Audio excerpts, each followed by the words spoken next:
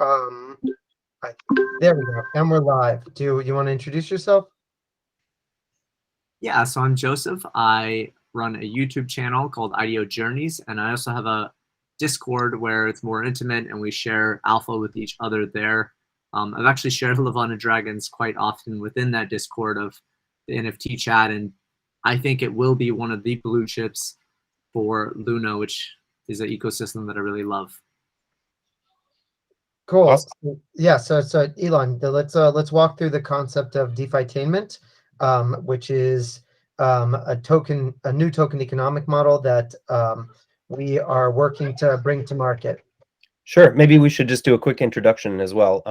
So I'm Elon. I'm on the marketing team of Levana, and super thrilled to be here with you, Joseph. And Jonathan, you want to introduce yourself as well? I'm Jonathan Karras. I lead communications, and I do a lot of the podcasting. So you might have seen my face or heard my voice before. Yeah, exactly. So what we're showing on the screen here is the Defitainment blog post, which will be live by the time you see it, if you want to come read it yourself. Yeah, here it is. The key to the next 100 million users into DeFi. That's what we are working towards. So we can go from here. Yeah, do you want me to Let's walk through it. I think we can walk through it, and then we can pause to kind of sanity check, hear feedback, and then just kind of flesh out some basic concepts. So here I'll jump in with the too long didn't read is that we're seeing that we're seeing a massive influx of new users into crypto, and they're coming primarily through the entertainment section of crypto, not necessarily through the core finance models.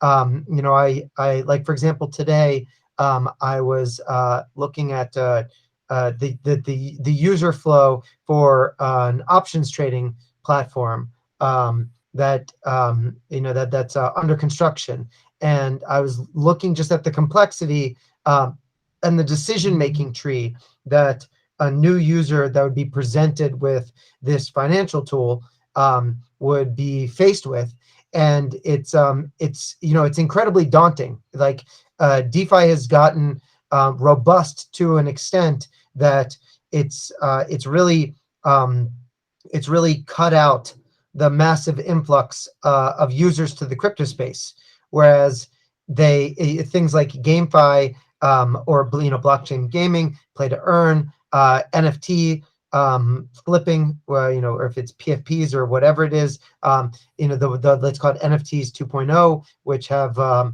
various levels of functionality or integration with DeFi, and even meme coins like Doge and Shiba are all much more comfortable onboarding experiences for general users, and we've seen DeFi kind of fall out of the limelight, where it was the the next big thing in crypto, and over the last 2 years that hasn't really panned out.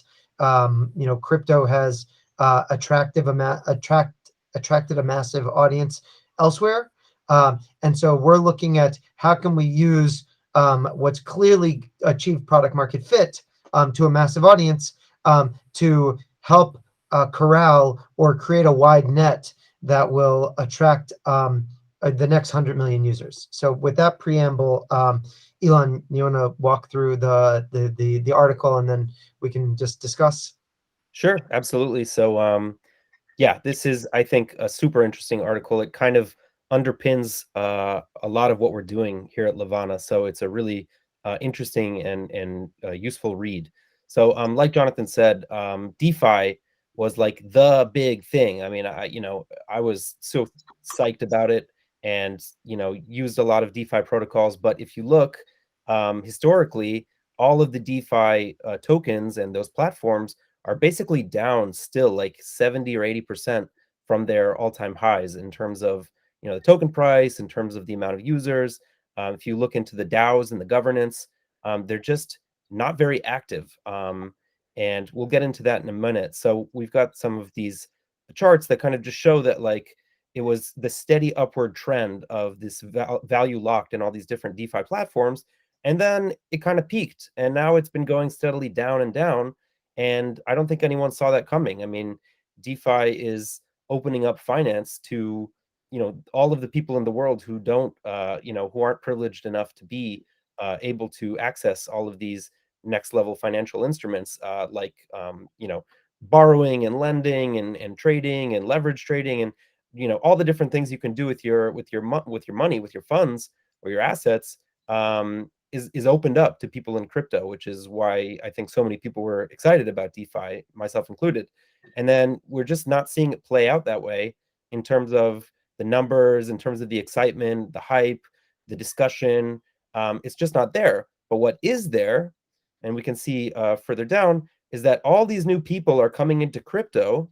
17.2 million new blockchain wallets since the end of 2020, but they're not coming into DeFi. They are coming in to gaming. They're coming into play to earn. They're coming into NFTs. They're coming into collectibles. They're coming into things that are not DeFi. So we saw, this massive increase of crypto wallets related to gaming, and Axie Infinity is kind of far and away the big news in the crypto gaming space, where they have 2 million active users, at least as of October, probably something around that still. Just huge amounts of people using Axie Infinity. It's a massive success. So here we even saw a chart that Axie Infinity put out themselves, and it's just like a hockey stick, just a huge, massive, just upflow of people. This I think goes to the very end of 2020, so just about a month ago is this chart is live, but it's basically still kind of going up that way. So we were thinking, or I would say one proposed reason, as we can see, that DeFi didn't quite take off the way we all expected is because that DeFi is complex. It's complicated. Economics might not be your thing, even though money is the engine that drives the world. And in my mind, crypto and DeFi is kind of like changing and upgrading the engine. It's still not quite clicking for a lot of people. It's not proving itself the reason for people to figure crypto out and participate. I mean, for sure there are people who do it, but it's not in the waves of people that we kind of expected. So what we've seen from reality is that people are coming into crypto, and probably will continue to come into crypto in the next 5 years, through entertainment and not straight into DeFi. So the way that new users or newcomers into crypto come in through NFTs and entertainment is actually a totally different way than they would go in straight to DeFi. So we kind of highlight the way that new entrants to crypto are arriving these days, right now. So the first way is via centralized exchanges, Binance or Kraken or any of the other centralized exchanges. A new user, and I've onboarded many of my friends. I said, listen, you have to understand crypto. It's world changing. Get into it. So this is what some of my friends did. They go onto these exchanges. They see like the massive swings and volatility, the prices going up, down. And so some people just, they go onto these centralized exchanges. They buy some meme coins. I have these friends. I'm like, you're so smart. Why are you buying Shiba and Doge? What's wrong with you? But they're buying these meme coins, or they're buying any coins really, but they're really just kind of hoping that the volatility swings their way and they can make lots of money. Or they're even doing some more complex trading or leverage trading or futures tradings on those centralized exchanges. So they kind of come in to a Binance or a Kraken, and then that's where they stay, or Coinbase, and that's where they stay. They don't open a new wallet. They keep all their funds on the centralized exchange, and that's where they live, and that's their crypto experience. Now, on the other hand, people who are starting to get into NFTs and gaming, it's a much more. Wait, before we jump into the NFTs and gaming, I'm curious if that narrative, or that kind of like that path of entering into crypto resonates with you. Like, have you seen that with your own friends or your own adoption, Joseph? Yeah, so I think it's a super cool concept. And so when crypto was actually doing bad for me, I joined a legit group of traders. And I know that there's certain people who don't care about crypto and they're just in it for leverage trading, whether it's someone who's going to waste all their money or someone who does it professionally. So that definitely is one path. And then you have like, so I live in the Philippines right now. You definitely have people who talk to me quite often in person, and they're pretty much only in it for Axie. And then they've created Binance accounts specifically to sell SLP. And then you got the people who are, kind of, I think, more like us who've been in it since 2017, and we're actually utilizing the protocols, we're actually utilizing the wallets and trying out crypto for what it really is. Cool. All right, Elon. Yeah, keep that. So let's keep Sure. going. Sure. So yeah, exactly like you just said, people who are getting into it, I think the more interesting aspects of crypto, like NFTs and gaming. And so those people come in right now primarily for the gaming aspects, which is obviously very interesting and kind of growing really fast still. Or buying NFTs and flipping them. So, other groups of my friends have been doing that, and they basically they come in for those reasons. So I'm just going to scroll down here and we talk a little bit more about how for centralized exchange users of crypto is kind of like a casino. They come in and they do some trading or leverage trading, and it's almost like it doesn't matter what they're trading. It doesn't have to be crypto, it's just anything, and they hope to make a gain off of that. And they basically live on these centralized exchanges, and that's maybe they'll try two of them or something, but that's where they live, and they're not really familiar with all the other decentralized aspects of crypto. And in comparison, people who are coming into crypto now for the NFTs or the gaming, they follow a different path.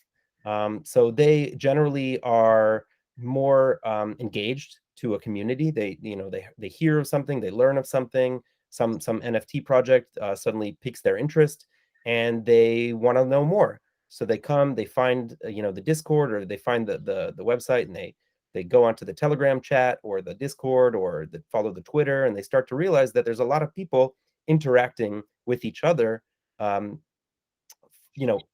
discussing this project that they're interested in. So they come to the Discord, and they'll maybe make some friends in the Discord. They might even meet the creators of the project because they're in the Discord, and they surround themselves with people who are basically committed or interested in the project and helping the project grow for whatever reason. So what they do is they understand from their friends or through all the material they find online how to actually participate. And so if they are wanting to participate in an NFT project on Ethereum, they would get a MetaMask wallet. Or if it's on Terra, they'll get a Terra Station wallet. They might get the Chrome browser extension, which just, it's an extension of Web 2. It just makes sense. You go to the App Store, you get the Chrome browser, boom, you've got a crypto wallet. Wow, that wasn't so hard. And then they start to learn about, you got to set it up. So you got the seed phrase, and you got to write down your seed phrase. And, if you lose that seed phrase, that's it. There's nobody who has a backup. You lose your seed phrase, and that's it. So this starts to kind of educate them about self-sovereignty, and, understand that what they're doing in one place and the assets they get here can actually be used on a different platform, or find new use cases in another place. So they'll start to participate more and more, and they'll maybe get on a whitelist if they see that their favorite project or a project they're interested in is doing a whitelist. And they'll understand that if they have an NFT, then maybe that means that they're eligible for airdrops, or they can have special access to a Discord server that they didn't have access to before. And they start to understand that, wow, there's a lot more than you can do with an NFT than just it's not just a simple JPEG that anyone can copy and paste. It actually acts as a digital passport, or it acts as it's got a lot more metadata than, for example, just a random picture. So then they'll go onto the marketplaces like OpenSea or Random Earth or Nowhere Art or LuArt, and these are dApps. These are dApps on crypto that are on the blockchain, and they are as they progress through as new users progress through understanding of what they're what they're getting into, they suddenly are also in understanding more about crypto and how crypto works. So they're investing in their crypto education, which is really cool, and it really helps. It kind of makes the puzzle pieces become more visible. Kind of helps people understand, what is this crypto thing all about? Well, it's, you can do a lot more than you could do in Web 2. You actually have much more interactivity and abilities to do things. So we theorize, and the numbers are bearing out, that entertainment is a major value driver, and the ability to have a collectible like an NFT that is verifiably scarce or verifiably rare, that plays a role in people's desire to own it. If you have a dragon that you have raised since it was an egg inside a meteor that you cracked, you have some connection to that dragon. And if that dragon continues to grow and you see it evolve, and you help it evolve by choosing what it's going to look like, because you go into the Levana marketplace and you get different bottles of magic dust, and you're able to combine them in different ways, you can have a real say in how your NFT actually looks. And that's, again, something that's, you're building it, and it's very, it's yours. You can sell it or give it away, but it's always going to have some aspect of you inside of it, right? Because you created it. So the fact that you have created this baby dragon, or nested it, or chosen the way it looks, or the color of its eyes, or the way it's shaped, the way of its wings are shaped, or anything like that, then you've got this connection to it. And then once you start to understand that these NFTs are more than just, a copy-paste image that anybody can own, they're really something that only you own, you start to understand that you can do a lot more with these NFTs. And it really gives you the chance to be a part of a community, or, follow a person if it's a social token, or if it's a piece of art. You've got a rare, an actual verifiably rare piece of art, or, you're following a community or a kind of technology.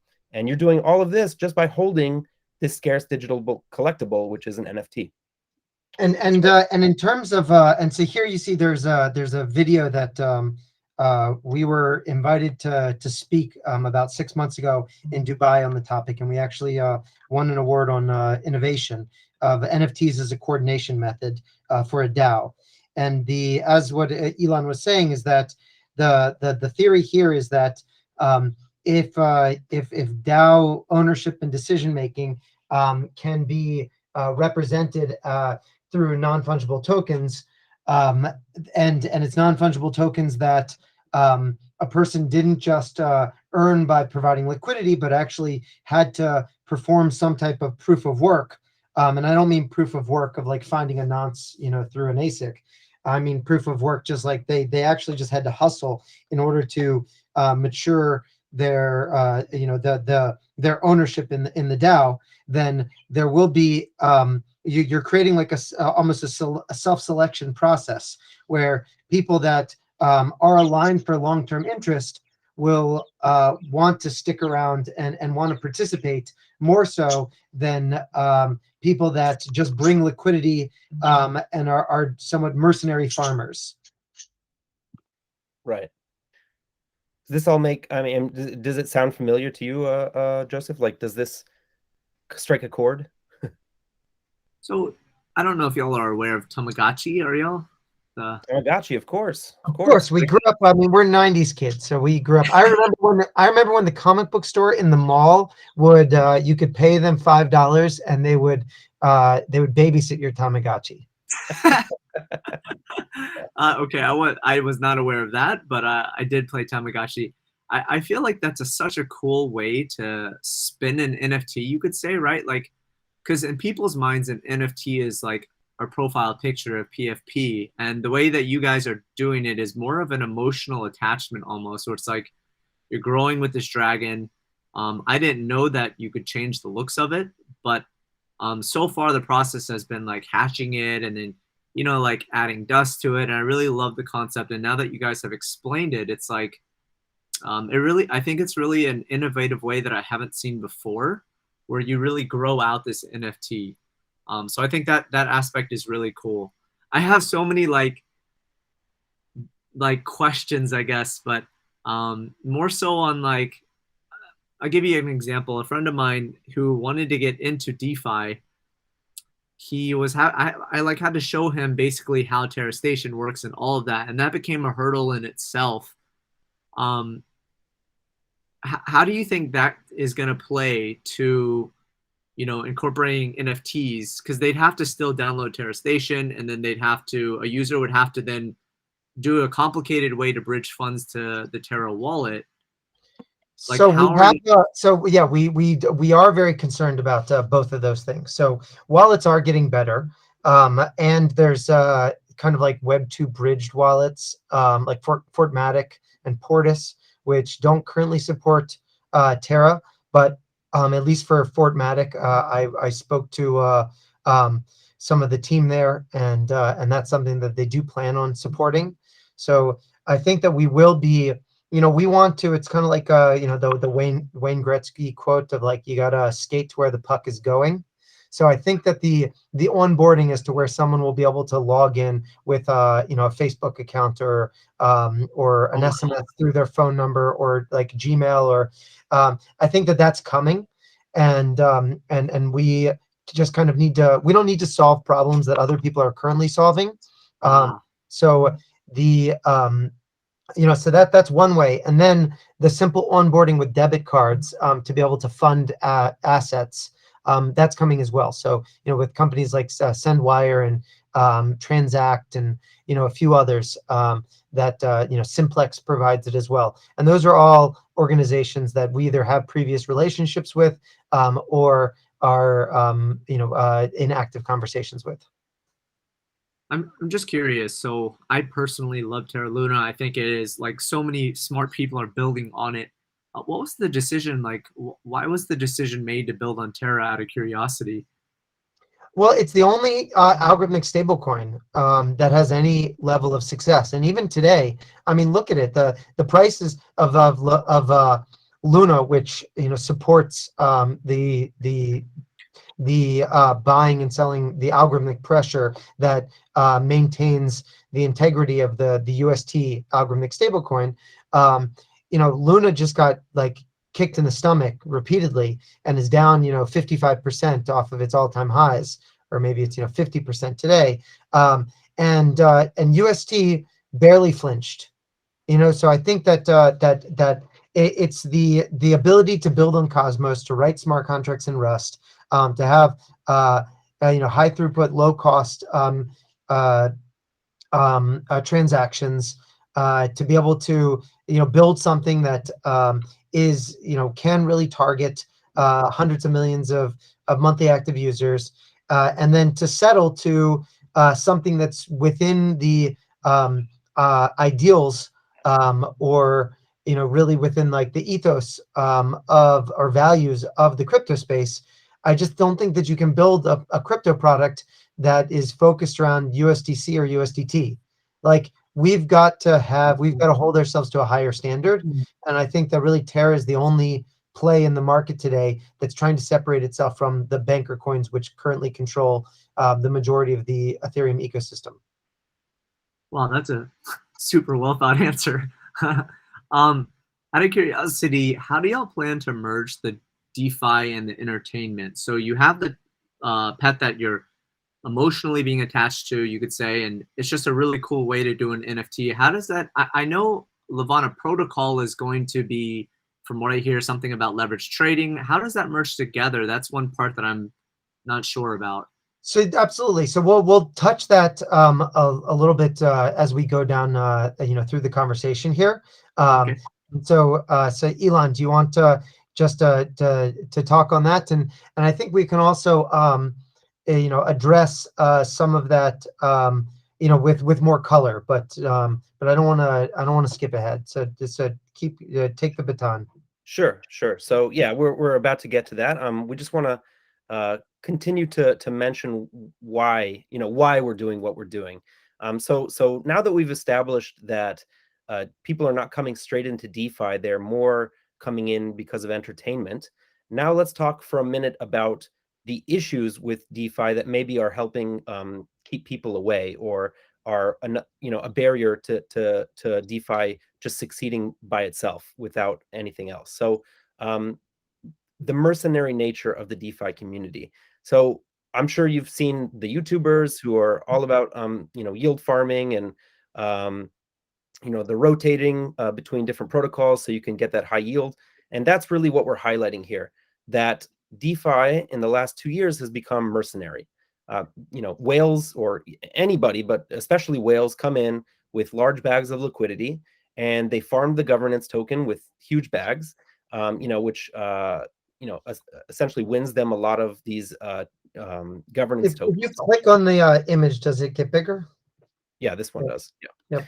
So they come in, a DeFi DApp is targeting these people who are already familiar with crypto, who are already have MetaMask wallets, already know about the ecosystem.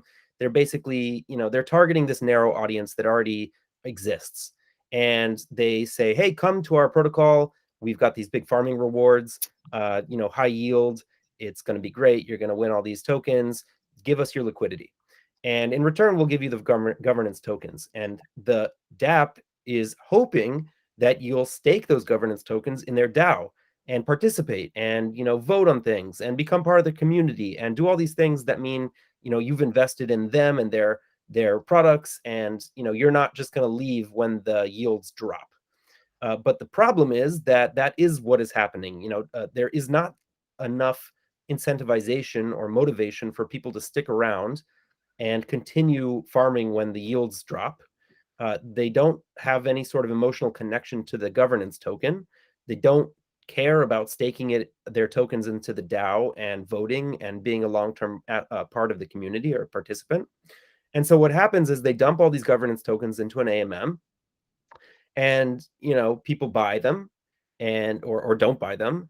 But what happens, oops, didn't mean to do that. What happens is you got this big jolt of excitement where the price of the token maybe skyrockets because it's new, it's exciting. You've got these high yields, it's doing something special, it's got a cool name, it's got a cool mascot, who knows what. But then after that initial excitement, and the people start dumping the token after they farmed it for stable coins, to make their investments.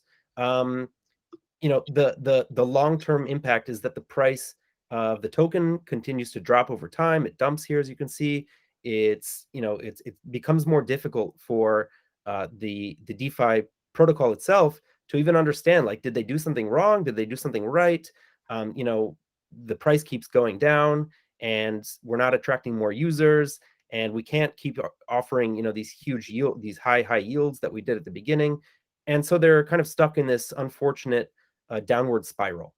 And that's kind of the traditional DeFi model today. The mercenary nature of the DeFi model today, which is what we've seen in even the Bluechip, protocols. So here we just talk a little bit about, there was no motivation to be in the governance, to participate in the DAO. There's all this sell pressure. That means the token price is going to keep going down. There's less people who are interested in owning it because maybe the price goes down. And there's even automated compounding services like Apollo DAO in Terra, or Harvest Finance, or Pickle Finance, which they do all the hard work for you. You throw in your LP, and they will just automatically sell the governance tokens that you earn for more LP. So you're kind of increasing your stack without having to do all the work of going and harvesting the tokens and then selling them on the open market. So here you can see, like, wow, high yield, and you get those goosebumps. You're like, ooh, I can't believe I'm going to make so much percentage of yield in this protocol. Sure, I'm going to throw my liquidity in there. That's what draws people there in the first place. And that kind of muddies the waters as to whether or not the DeFi protocol has actually achieved product market fit, because you've got all these yield chasing participants coming in, and maybe that attracts the new users. But what happens when the yield goes down? Did you do enough to keep those users on your platform, or are they just going to kind of move over to the next DeFi protocol that has a high yield, and then they've taken all their liquidity, the price of the token is impacted, and all these other things start to happen in a negative way. So the new, or I should say, the token economic model that we are calling Defitainment can help solve these issues. And these issues are what a DeFi model, Defitainment model helps to solve is, first, it helps build a dedicated community, gets people emotionally invested. It solves for the mercenary farmer crisis.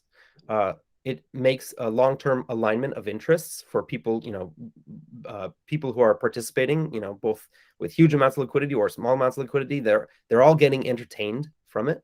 And there's deflationary token economics because, for example, you will have to maybe burn the token to create items in the metaverse. There's reasons why you want the tokens beyond just selling them, to the next person. You actually want them so you can do things in a gaming environment. And then there's also additional revenue streams in this Defitainment model. So now I'm just going to pull up the Defitainment model graph here. So the first thing is, or graphic, I should say, the first thing is that we are not targeting the existing or only the existing crypto market, which is, again, pretty narrow. There's people who get into crypto every day, but it's a steady flow, but it's not huge, massive amounts of people. What we saw with these play to earn games like Axie Infinity, for example, is that people are coming in from TikTok or YouTube, or people who have never interacted with crypto before suddenly say, wait a minute, I can play a game and I can earn money in this game. Like, it's kind of like those older games where you could like grind away for digital gold and then sell it for real gold, or sorry, real money in the real world. But they come in from TikTok or YouTube and they say, wait a minute, I can do this in crypto. Okay, I'm gonna dip my toes in. I'm gonna figure it out. I'm gonna do it. So they get motivated by this more engaging aspect of a game, and they come into the game, and then they start to play the game, and maybe they can trade different tools or items inside the game in the marketplace that exists inside the game. And if this all sounds familiar to you, it's very similar to what DeFi Kingdoms is doing right now, which is a very successful protocol built on Harmony One, which so essentially people come into the game, and then as they play the game, they're introduced to the perpetual swap aspect of the DeFi protocol that we're building, the leverage trading and the perpetual swaps, which is kind of the underlying engine of what makes the whole system work. And they can farm for tokens, or they can even farm for items in the game. For example, in the Levana ecosystem, there's going to be the ability to farm for dust, and magic dust is super useful in the game. You use dust to do all manner of different things, from genetically modifying your dragon so you can impact the way that your dragon looks and make that yours, to crafting in-game items like clothing or food for your avatar or weapons, all these different things that you can basically farm to earn those rewards that enable you to play the game better.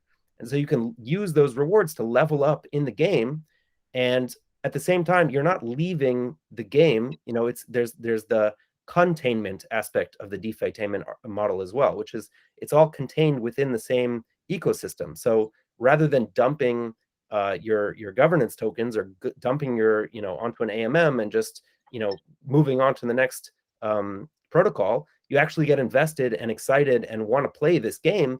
And to play this game, you need to farm for rewards, or trade with your friends, or join a faction, and start to brainstorm on ways to build these communities inside the game. And that's I think one of the coolest aspects of Levana right now. I mean, we have a community that is so psyched to be playing such an interesting, and obviously I'm tooting our own horn because I'm on the team, but even members on the team, I mean, we had no backdoor. For example, when we launched with our meteor shower, which maybe I'm getting a little into the weeds, but we had no backdoor to have our own dragon eggs or meteors. We had to play the game just like everybody else. We are a fair launch platform.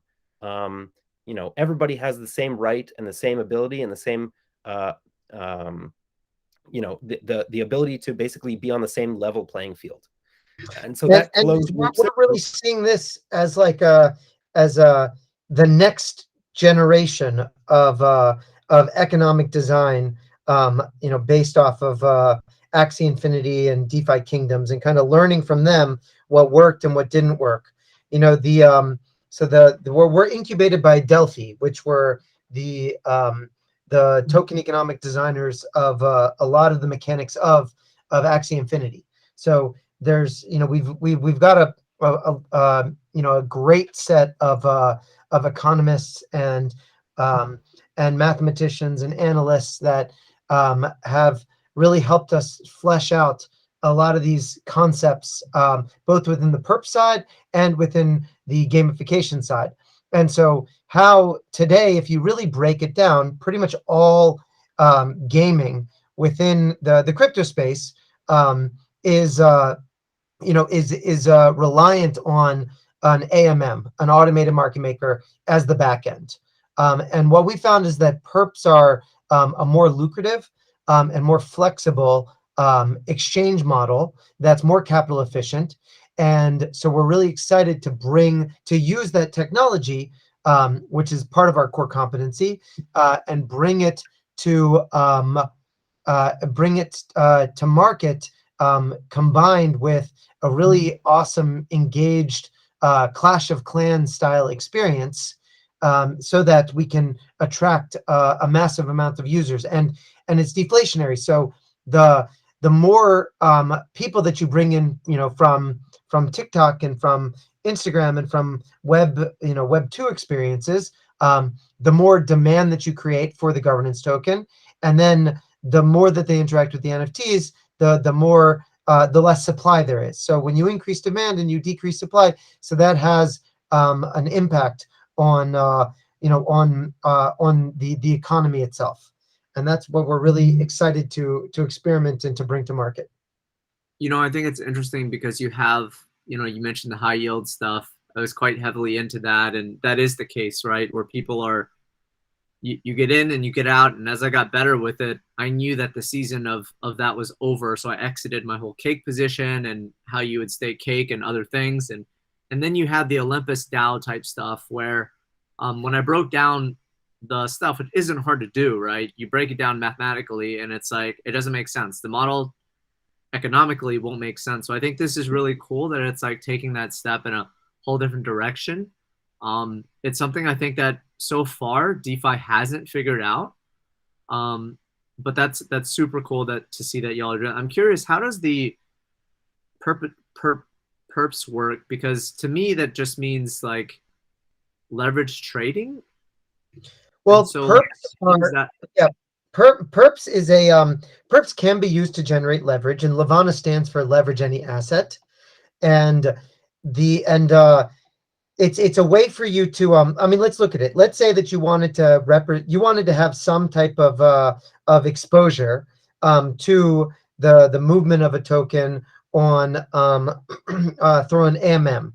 So it means that somebody needs to come, they need to be a market maker. It means that, like, let's say you wanted Ethereum and Bitcoin to be traded. So that means, first of all, somebody needs to tokenize Bitcoin. They need to bring it to Ethereum, bring it to Terra, bring it to whatever blockchain, which is a whole process in of itself.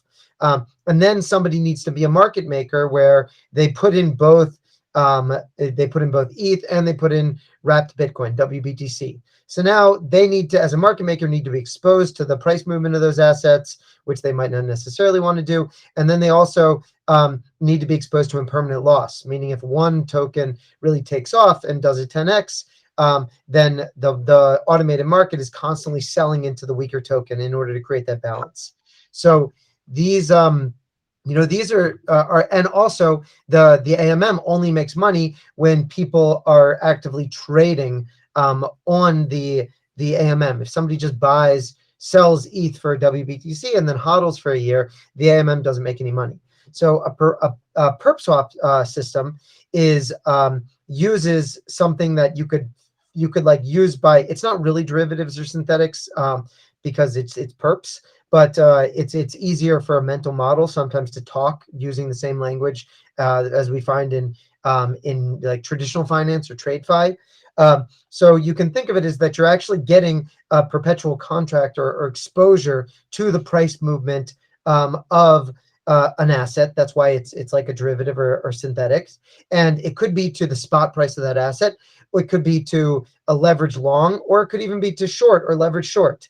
So there's a lot more flexibility in terms of creating a gamified experience. And just to give like a little analogy, imagine like, we've got like our Dungeons and Dragons style, clan, and we've been given a quest where we have to bring a wagon full of gold, from one village to another village, but it's a dangerous way to travel from one place to the next. And we have to decide, how many trips do we want to go back and forth? And, we have to feed our oxen, and, we have to pay the toll roads. So instead of just buying, first of all, when we fill up our cart with gold, that gold could, if you're backed by, if the whole system is built on top of a perps exchange, that gold could actually represent future contracts of gold. So it could actually, the price movement while I hold that gold could actually mimic the price of real world gold. And obviously I'm trying to be a little bit ridiculous, for sake of narrative, but that's kind of the power that's enabled here. And then because it's perps, I could decide, you know what, I don't want to take 10 trips. I want to just actually have 10x exposure to gold, which is kind of like I've got this like super dense version of gold that I fill up in my cart, and it doesn't cost me anything more. And so now I'm going to travel, but I'm taking on more risk because I could get liquidated. So let's say that for whatever reason, the Federal Reserve has increased interest rates, and so that tanks the price of gold by 5%, and I get margin called or I get liquidated overnight. So now that can be expressed in a game that like bandits came and ransacked our camp in the middle of the night, thus stealing all of our leveraged gold. And so we wake up in the next morning and it's all gone, because what happened in the background was that our contracts were liquidated. So you as a player need to decide, what type of risk do you want to be put on to take on, whether it's to do things, the slow and steady way, or do I want to kind of like power up my position? And that's also why we've adopted like the metaphor of dragons, because dragons, can be incredibly powerful, but they can be incredibly destructive. And it's the exact same way with leverage. Wow, that's super interesting. I like the lore behind it too. As a side note, I think it's worth mentioning that I don't know if people know this, but the way that you guys did the mint was probably one of the most innovative things I've ever seen. I personally participated in it. And it was just every 30 minutes, I think, that you could contribute whatever you wanted, and then you would get an NFT for that. So this was actually the methodology of the meteor shower was actually a research paper from a few years ago. I believe 2019. It was first distributed, and it was a fair launch. It was a mechanism for a fair launch, no whitelist, collateralized NFT minting, where you could have an infinite number of players competing but for lack of a better term, a silent auction, in order to be able to generate a limited supply amount of collateralized NFTs. So that was the method, and it had kind of sat not being utilized, like nobody had ever brought it to market. And then we kind of dusted it off and adapted it, or the core devs, not Elon and myself, because we have the easy job. We just get to talk about what smart people do. And then it was just a smashing success. It was actually the most successful NFT launch in the entire Cosmos ecosystem. It had over 6,000 participants. It lasted for 44 hours, and it drew in over $4 million in the primary sale, and then roughly another $6 million in the secondary market. So it was and it ended up with the minting of the core products, which are 41,000 NFTs that all evolve over time. So it was like these loot boxes, which were like these like cool sci-fi fantasy meteors, which then changed, and you cracked them open to discover whether or not you had an egg or a dust. And then the dust could be used for crafting or evolving or customizing your dragon. And then your dragon, your egg, can be hatched into a baby dragon, and then through questing can be raised into an adult dragon. And that's a process that's still going on. And if you're just joining now, or this is the first time that you've ever heard of Levana, you can actually get yourself a Terra Station Chrome extension wallet, either on your phone or on Chrome, and you can go to the secondary markets of the Terra NFTs, to Random Earth or to Nowhere Art, and you can pick yourself up a meteor of the various different qualities. Obviously, you're not getting in at the same prices during the meteor shower, because it's just it's a free market. People can trade them for whatever price they want. And then you go to the the nesting station or the cracking station, and then you can actually participate from the beginning of the game. And it's really a meta game. It's almost a play within a play, and so people can participate at the beginning. And as more gaming experiences come in, I highly recommend that you kind of start from the beginning with the meteors themselves. But maybe Elon, I know we're getting a little late on time, so let's see if we can wrap up the narrative here from Defitainment. Sure. So yeah, really interesting stuff. And as we were mentioning, we've created a whole. We have a community who helps write the lore. We are actually making a trilogy of young adult novels about the terraforming and salvation of Mars. So it's this whole sci-fi element, and there's different factions who are warring against each other, and there's dragons that have been added to the mix, and it's a live story. It's a story that is evolving over time, and you are kind of playing through this whole world of lore that is in evolving and engaging and super interesting and fun to be a part of. And really soon the faction wars are going to be beginning, so you can jump into one of the factions and play with that faction. And yeah, so just going down the list here, we've got the different lore chapters. You can jump into the story, the mechanics of farming dust to help you on your journey and do different quests is part of the protocol. You can get rewarded with the LVN token, and all of these things are still being made. And we are also building our magnum opus game, which is a huge open world style metaverse game, which is currently being designed by top tier gaming studios. And we gave them a list of requirements. You can jump in here and see what the requirements were that we gave them when we originally started. I mean, it's not. I think it's where we've looked into the community as to what are the styles of games that appeal to you.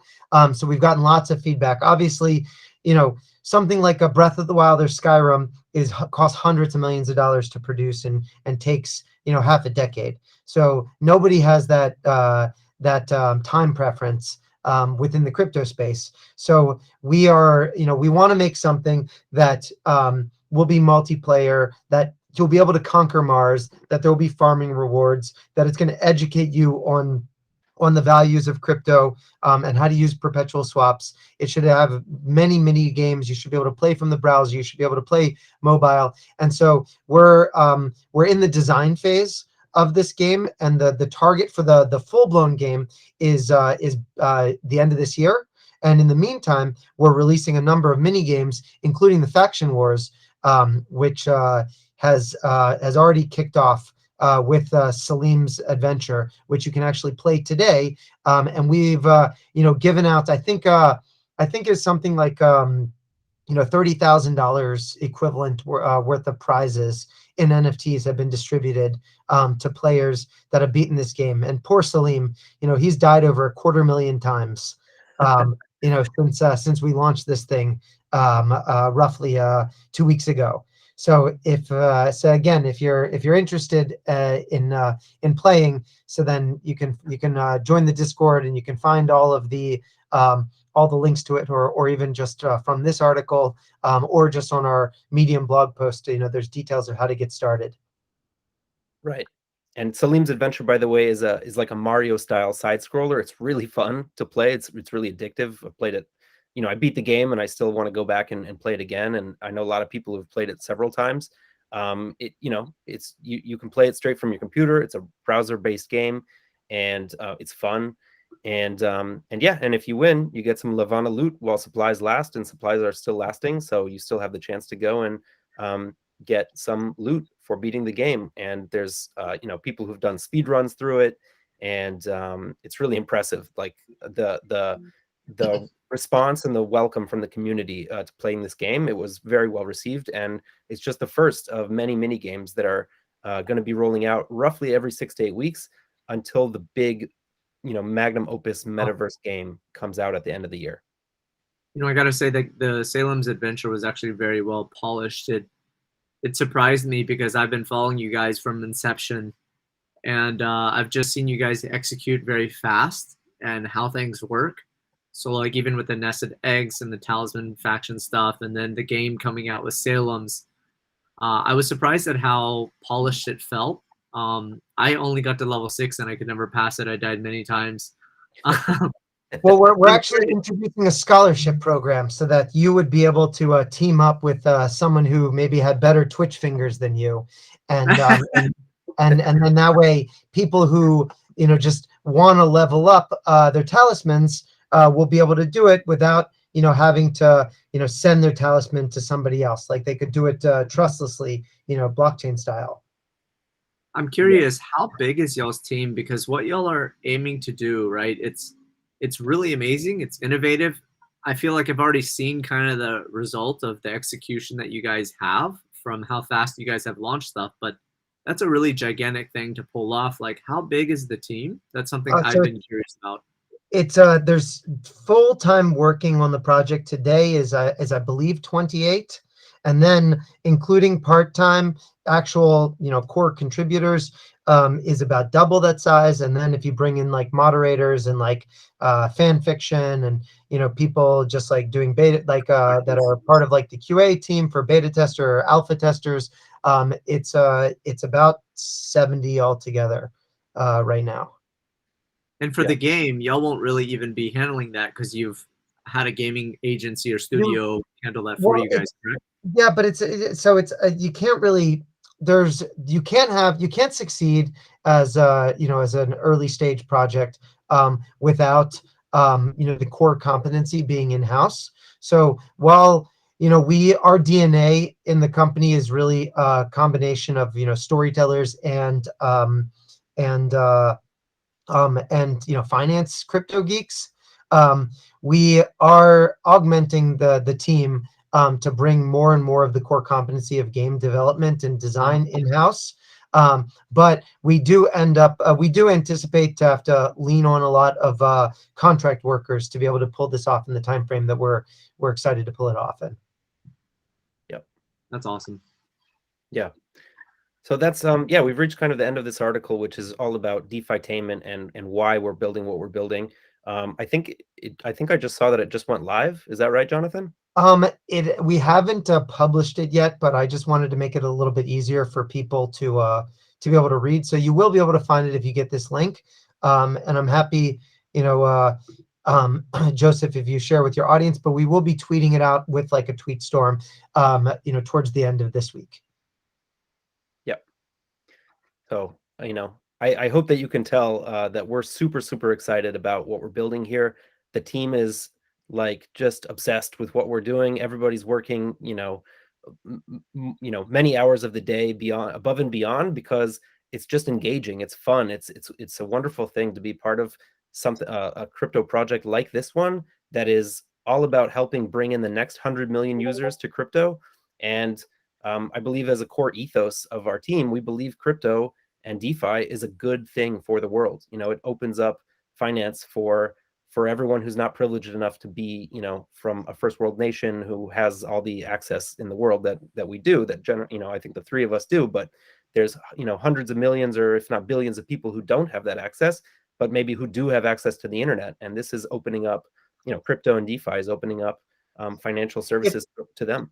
If we're successful, then there will be, people will, 100 million people will be learning about cryptocurrency through, a Netflix series about, dragons that, overthrew a totalitarian government. And then they'll be playing games which will be teaching them about self-sovereignty and, not your keys, not your coin, and about how to safely save your 24 words in a, buried in your backyard in a steel plate, and like a lot of these other, kind of really like core crypto tenets. So that's kind of what we're looking at, is that how do we bring crypto to the masses? And I think that this is the path to do it. That's awesome. I hear that Animoca Brands is all for decentralization. I was hearing on a VC call that as long as your goal is that, they're in. Well, I mean, Animoca they invested in our previous round. Oh, okay. That's Yep. awesome though, guys. That's super cool to hear. I get why you're using Luna as well, because of UST being truly decentralized. And I'll continue following you guys, and super bullish on your project. And it's just been really cool with this presentation and whatnot. Well, thank you so much. It really was a pleasure, and I look forward to following up in a couple months, and kind of seeing where we're gearing up for the liquidity bootstrapping event, which will be the launch of the Levana token. So that's that's scheduled. Are you going to do an IDO? No, we will not do an IDO. Again, it's that we really want something that's inclusive. So there will be an airdrop, and then there will be an opportunity to participate in liquidity bootstrapping. Similar to how Delphi's other incubated project, Astroport, had liquidity bootstrapping. So you can come to